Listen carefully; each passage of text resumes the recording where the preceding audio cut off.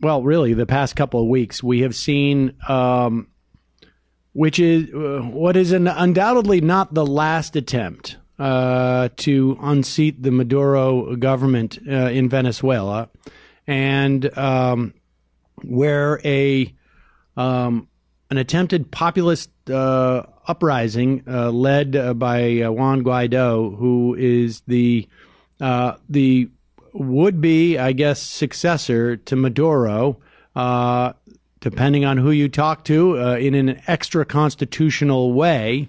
Many are calling it an attempted coup, supported by the U.S. as well as other Western countries, although other countries are supporting Maduro. But in the meantime, and which is not to say that there haven't been many severe problems with the Maduro government and that they haven't taken some extra constitutional steps themselves to maintain power.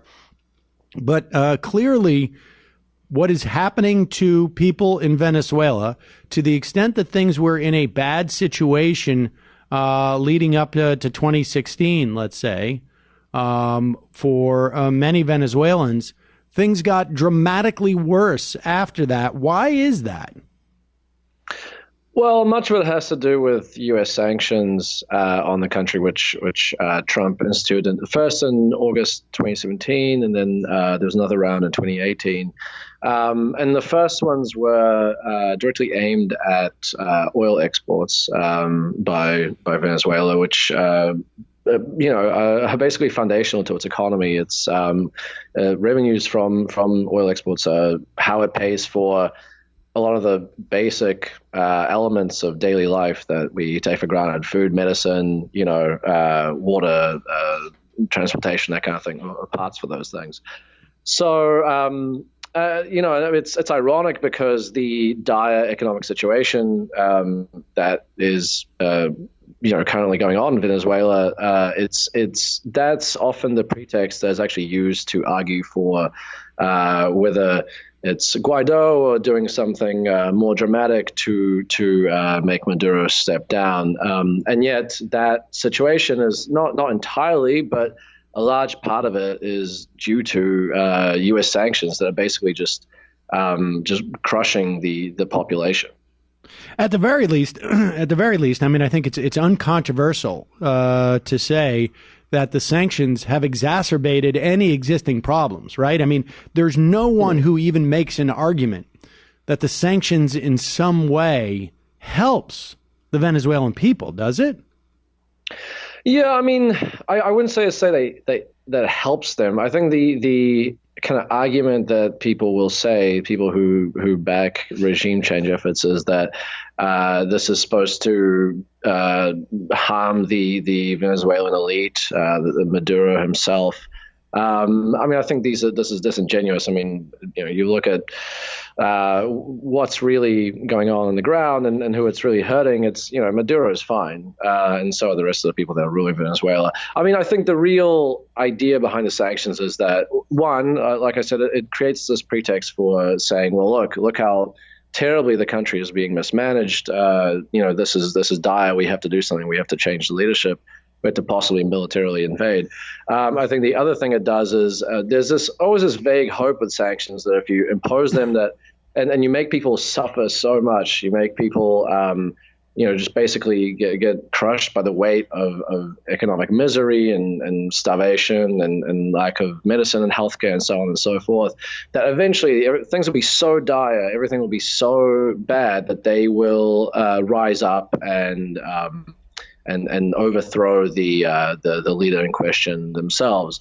I mean, the actual track record of that happening is not super great. I mean, populations that are suffering from all these various ailments are not usually the most conducive necessarily to revolt. And part of the reason for that is also that it's not as if Venezuelans don't have television or the internet or other ways to access the news.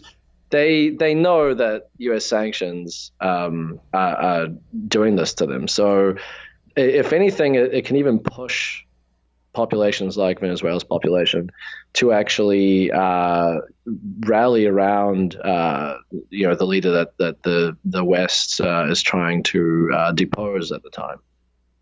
That raises, there's a more general question, but has there been a time in the modern era when sanctions have worked in that way? Because it does seem to me that you're giving, particularly, Maduro in particular is very much concentrated power. But whether it was in Venezuela or whether it was in places like Cuba or in Iraq or other places, is there any examples of, even on their own terms, sanctions actually working? Because it seems like, particularly in this modern age, like, it's very easy to sell to the people that you're suffering and because of this outside aggressor, and this could be a way of basically generating a national spirit and a way of, like,